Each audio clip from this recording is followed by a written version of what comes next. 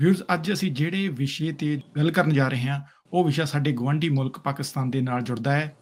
ਪਾਕਿਸਤਾਨ ਦੇ ਵਿੱਚ ਰਹਿਣ ਵਾਲੀਆਂ ਮਾਈਨੋਰਿਟੀਜ਼ ਜੋ ਬਹੁਤ ਵੱਡੀ ਗਿਣਤੀ ਵਿੱਚ ਸਨ 1947 ਦੇ ਵਿੱਚ, ਪਰ ਉਸ ਤੋਂ ਬਾਅਦ ਨਿਰੰਤਰ ਉਹਨਾਂ ਦਾ ਜੋ ਪਰਸੈਂਟੇਜ ਆ ਉਹ ਘਟ ਰਹੀ ਹੈ। ਉੱਥੋਂ ਤਸ਼ੱਦਦ ਦੇ ਕਾਰਨ ਉੱਥੋਂ ਦੀਆਂ ਬਹੁਤ ਵੱਡੀਆਂ ਮਾਈਨੋਰਿਟੀਜ਼ ਜਿਹੜੀਆਂ ਨੇਗੀਆਂ ਵੱਡੀ ਗਿਣਤੀ ਵਿੱਚ ਭਾਰਤ ਦੇ ਵਿੱਚ ਆ ਕੇ ਰਹਿਣ ਲੱਗ ਗਈਆਂ ਨੇਗੀਆਂ। ਪਿਛਲੇ ਕੁਝ ਸਾਲਾਂ ਤੋਂ ਇਹ ਗਿਣਤੀ ਵੀ ਵਧੀ ਹੈ। ਇੱਕ ਯੂਐਨ ਰਿਪੋਰਟ ਦੇ ਅਨੁਸਾਰ ਲਗਭਗ 1000 ਲੜਕੀ ਹਰ ਸਾਲ ਉਹਨਾਂ ਦਾ ਧਰਮ ਪਰਿਵਰਤਨ ਕਰ ਦਿੱਤਾ ਜਾਂਦਾ ਹੈ ਤੇ ਉਸ ਤੋਂ ਬਾਅਦ ਉਹਨਾਂ ਤੋਂ ਦੁੱਗਣੀ ਉਮਰ ਜਾਂ ਤਿੱਗਣੀ ਉਮਰ ਦੇ ਵਿਅਕਤੀ ਨਾਲ ਉਹਨਾਂ ਦੀ ਸ਼ਾਦੀ ਕਰ ਦਿੱਤੀ ਜਾਂਦੀ ਹੈ। ਤੇ ਉਹ ਜਦੋਂ ਹਿੰਦੁਸਤਾਨ ਵਿੱਚ ਆਉਂਦੇ ਨੇ, ਉਹਨਾਂ ਦਾ ਰਹਿਣ ਦਾ ਜੋ ਮੇਨ ਟਿਕਾਣਾ ਹੈ ਉਹ ਦਿੱਲੀ, ਜੈਪੁਰ ਤੇ ਜਾਂ ਜੋਧਪੁਰ ਹੁੰਦਾ ਹੈ ਤੇ ਹੋਰ ਵੱਖ-ਵੱਖ ਏਰੀਆ ਵਿੱਚ ਵੀ ਰਹਿੰਦੇ ਨੇ। ਉਹਨਾਂ ਏਰੀਆ ਦੇ ਵਿੱਚ ਜਿੱਥੇ ਉਹ ਇੱਕ ਸੰਗਠਿਤ ਹੋ ਕੇ ਰਹਿੰਦੇ ਨੇ, ਉੱਥੇ ਜਿਹੜਾ ਇੱਕ NGO ਹੈ, ਉਹ NGO ਨਿਤਿਕਮ ਨਾਮ ਦੀ NGO ਜੋ ਕਿ ਬਹੁਤ ਹੀ ਸ਼ਲਾਘਾਯੋਗ ਕੰਮ ਕਰਦੀ ਹੈ। ਉਹ ਉਹਨਾਂ ਸਾਰੇ ਹੀ ਸ਼ਰਨਾਰਥੀਆਂ ਦੇ ਲਈ ਜਿੱਥੇ ਸਿਹਤ ਸੇਵਾਵਾਂ, ਜਿਹਦੇ ਵਿੱਚ ਇੱਕ ਉਹਨਾਂ ਕੋਲ ਡਾਕਟਰ ਪੈਨਲ ਦੀ ਪੂਰੀ ਟੀਮ ਹੈ, ਫਿਰ ਉਸ ਤੋਂ ਬਾਅਦ ਉਹਨਾਂ ਦੇ ਲੀਗਲ ਐਡਵਾਈਸ ਕਿ ਜਿਵੇਂ ਹੁਣ ਇੰਡੀਆ ਵਿੱਚ ਆਉਣਾ ਆ, ਫਿਰ ਉਹਦੇ ਵਿੱਚ ਉਹਨਾਂ ਦਾ ਪੇਪਰ ਵਰਕ ਹੁੰਦਾ ਹੈ, ਫਿਰ ਵੀਜ਼ਾ ਲੈਣਾ ਹੁੰਦਾ ਹੈ, ਫਿਰ ਉਹਨਾਂ ਦੀ ਇੰਡੀਅਨ ਸਿਟੀਜ਼ਨਸ਼ਿਪ ਤੱਕ ਇੱਕ ਪੂਰਾ ਪ੍ਰੋਸੈਸ ਹੈ, ਉਸ ਦੇ ਵਿੱਚ ਉਹ ਮਦਦ ਕਰਦੇ ਨੇ। ਤੇ ਫਿਰ ਤੀਜਾ ਜਿਹੜਾ ਸਭ ਤੋਂ ਇੰਪੋਰਟੈਂਟ ਹੈ ਕਿ ਰੋਜ਼ਗਾਰ, ਕਿ ਕੋਸ਼ਿਸ਼ ਕਰਦੇ ਨੇ ਕਿ ਉਹ ਇਸ ਯੋਗ ਹੋ ਜਾਣ ਉਹ ਸ਼ਰਨਾਰਥੀ ਕਿ ਉਹ ਆਪਣਾ ਖਾ ਪੀ ਸਕਣ ਤੇ ਆਪ ਕਮਾ ਸਕਣ। ਤੇ ਇਸ ਜੋ ਕਿ ਬੜਾ ਸੈਂਸਿਟਿਵ ਵਿਸ਼ਾ ਹੈ, ਉਸ ਤੇ ਗੱਲ ਕਰਨ ਲਈ ਅੱਜ ਸਾਡੇ ਕੋਲ ਨਿਮਿਤ ਏਕਮ NGO ਤੋਂ ਦੋ ਸ਼ਖਸ ਆਏ ਹੋਏ ਨੇ। ਪਹਿਲੇ ਤਾਂ ਮੈਂ ਡਾਕਟਰ ਸਾਹਿਬ ओमेंदर रतनू जी का स्वागत करता हैं। धन्यवाद भाई, बहुत बहुत आभार आपका बुलाने के लिए। ਤੇ ਇਹਨਾਂ ਦੇ ਨਾਲ ਹੀ ਜਿਨ੍ਹਾਂ ਨਾਲ ਮੈਂ ਪਹਿਲੇ ਤੋਂ ਹੀ ਗੱਲਬਾਤ ਕਰ ਰਿਹਾ ਹਾਂ, ਉਹ ਨੇ ਜੈ ਅਹੂਜਾ ਜੀ, ਜੋ ਜੈਪੁਰ ਤੋਂ ਨੇ। ਸਾਰੇ ਦਰਸ਼ਕਾਂ ਨੂੰ ਸਤਿ ਸ੍ਰੀ ਅਕਾਲ, ਨਮਸਕਾਰ, ਰਾਮ ਰਾਮ ਜੀ। ਜੈ ਅਹੂਜਾ ਜੀ, ਤੁਸੀਂ ਤੇ ਡਾਕਟਰ ਸਾਹਿਬ ਨੂੰ ਤੁਸੀਂ ਅਕਸਰ ਵੱਖ-ਵੱਖ ਚੈਨਲਾਂ ਤੇ ਬਾਕੀ YouTube ਤੇ ਵੀ ਸੁਣਦੇ ਰਹਿੰਦੇ ਹੋ। ਤੇ ਮੈਂ ਗੱਲਬਾਤ ਕਰਾਂਗਾ ਕਿਉਂਕਿ ਸਾਡੇ ਦੋਨੇ ਹੀ ਜਿਹੜੇ ਗੈਸਟ ਨੇ ਉਹ ਹਿੰਦੀ ਵਿੱਚ ਤਰਜੀਹ ਦਿੰਦੇ ਨੇ, ਕਿਉਂਕਿ ਇਹ ਹੈ ਵੀ ਆਊਟ ਆਫ ਪੰਜਾਬ ਤੋਂ ਨੇ। ਤੇ ਬੇਸ਼ੱਕ ਜੈ ਅਹੂਜਾ ਜੀ ਪੰਜਾਬੀ ਨੇ, ਪਰ ਕਿਉਂਕਿ ਉਹਨਾਂ ਦਾ ਜੰਪਲ ਤੇ ਉਹ ਕਾਫੀ ਦੇਰ ਤੋਂ ਰਾਜਸਥਾਨ ਤੋਂ ਹੀ ਨੇ, ਉਹ ਵੀ ਜ਼ਿਆਦਾ ਆਪਣੇ ਆਪ ਨੂੰ ਫਲੂਐਂਟ ਜ਼ਿਆਦਾ ਹਿੰਦੀ ਵਿੱਚ ਹੀ ਨੇ। तो डॉक्टर अमेंदरू जी, मैं आपसे पहले ये पूछना चाहूँगा कि शरणार्थी पाकिस्तान से क्यों आते हैं, मतलब कि जो वहाँ की माइनॉरिटीज है वो इंडिया क्यों आती है? भाई सबसे पहले तो संस्था का नाम है निमित्त एकम। निमित्त का मतलब होता है द इंस्ट्रूमेंट। तो ये गीता से शब्द लिया है कि हम भगवान कृष्ण के, हम श्री गुरु गोविंद सिंह जी महाराज के चरणों में चलते हुए केवल उनके निमित्त हैं। जी। हम करने वाले नहीं हैं, हमारे गुरु हमसे करवा रहे हैं, उनका आशीर्वाद के बिना तो पत्ता भी नहीं हिलता। जी। तो ये बात पहले से क्लियर हो जानी चाहिए। दूसरी बात, मुझे बहुत आनंद आता अगर मैं पंजाबी में बोल पाता, लेकिन पंजाबी में समझ लेता हूँ। आप अगर प्रश्न पंजाबी में करेंगे तो मैं समझ लाऊंगा, पर उत्तर मैं हिंदी में ही दूंगा। क्यों आते हैं? क्योंकि एक पूर्ण रूपेण धार्मिक उन्माद से ग्रस्त समाज के अंदर जी हिंदुओं का और सिखों का रहना असंभवता है। न सिर्फ उनका आर्थिक शोषण होता है जी, बल्कि उनका सामाजिक और सेक्सुअल एक्सप्लॉयटेशन बिल्कुल चरम पे पहुंचा हुआ है इस वक्त। जी। और ये बहुत दुर्भाग्य की बात है कि पूरे वैश्विक समाज की इस वक्त इसके ऊपर कोई दृष्टि नहीं है। जी।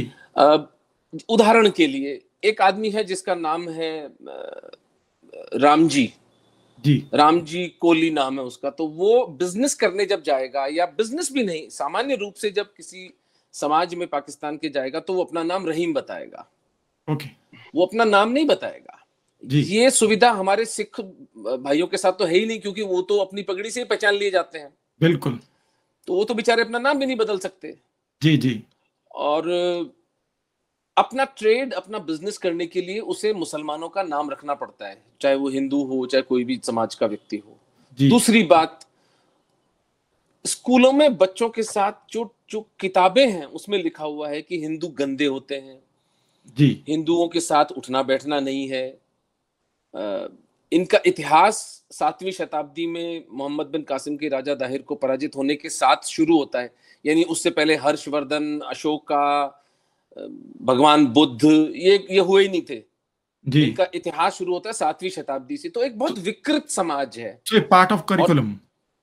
करिकुलम जी, मैं आपको बुक्स की फोटोग्राफ्स भेज सकता हूं जो आपको जी, देख करके कि आधुनिक समाज में हमको लज्जा आनी चाहिए कि हम अपने बच्चों को कितना गलत चीजें पढ़ा रहे हैं।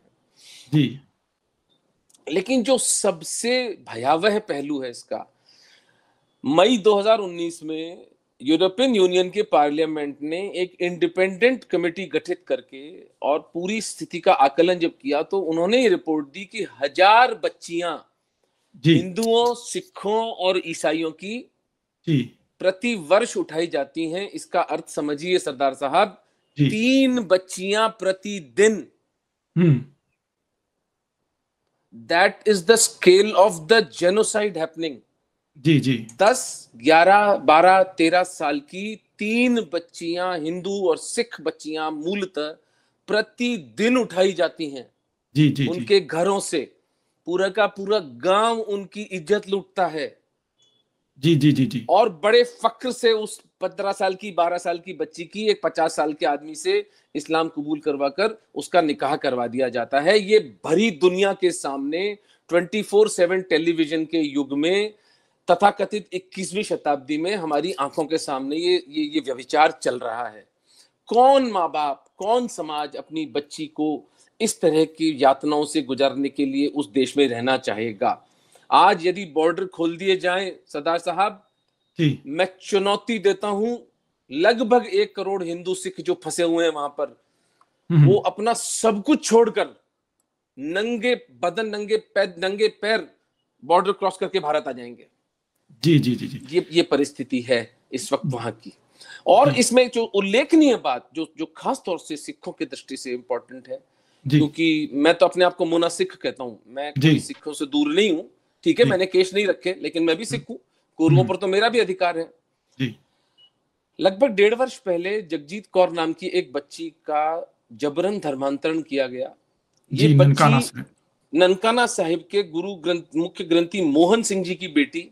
जी, हमारे पूरे हिंदू और सिख समाज ने पूरी दुनिया में एड़ी चोटी का जोर लगा लिया उस बच्ची को छुड़वाने का। जी, पाकिस्तानी पंजाब के प्रांत का गवर्नर सार्वजनिक रूप से, वो वीडियोस पड़े हैं मेरे पास में, आप कहेंगे तो आपको भेज दूंगा, जहां वो कह रहा है कि हमने 2 परिवारों के बीच में समझौता करा दिया है।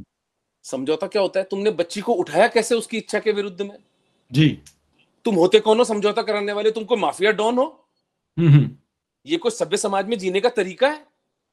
जी, चलिए, फिर भी हम मन में संतुष्टि हुई कि चलो बच्ची तो अपने घर आ गई। आज तक वो बच्ची नहीं आई है घर वापस। जी, बिल्कुल सही। ये हमारी हमारे समाज के मुंह पर तमाचा है कि जी, हमारी एक जी, बेटी हमारे से। और ये सबसे हाई प्रोफाइल केस था। लो जी, प्रोफाइल केस तो भतेरे होते हैं। जी, तो ये है सर कहानी। इसलिए वो लोग भागकर बेचारे भारत आते हैं, और मैं उनको शरणार्थी नहीं कहना चाहता। जी, भारत उनका घर है। हर सिख, हर हिंदू, हर जैन, हर पारसी, हर बौद्ध और हर ईसाई जो उस देश में प्रताड़ित हो रहा है, भारत उसका घर है जी। और उसको सर आंखों पर हम भारत में रखेंगे।